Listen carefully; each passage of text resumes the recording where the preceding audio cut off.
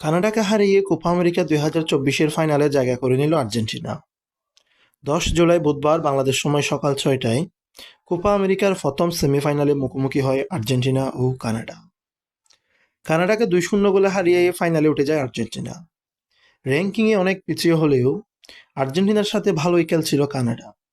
খেলা শুরুর 22 মিনিটে হুলিয়ান আলভারেসের গোলে এগিয়ে যায় আর্জেন্টিনা। কানাডা গোল শোধের চেষ্টা করলেও তেমন আক্রমণ গড়ে তুলতে পারেনি। দুই দলের আপ্রাণ চেষ্টার পরও প্রথমার্ধে গোলের দেখা পায়নি আর কোনো দল। দ্বিতীয়ার্ধ শুরুর পর খেলার 51 মিনিটে ব্যবধান দ্বিগুণ করেন লিওনেল মেসি।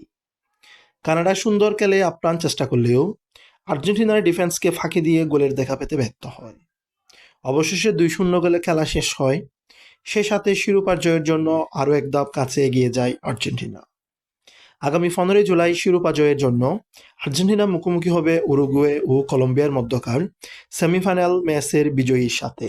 সে বাধা টপকাতে পারলে আর্জেন্টিনার মুকুটে যুক্ত হবে কোপা আমেরিকার সর্বোচ্চ 16বার শিরোপা জয়ের পালক। বর্তমানে যৌথভাবে উরুগুয়ের সাথে সর্বোচ্চ 15বার করে শিরোপা জয় করে দুই দল।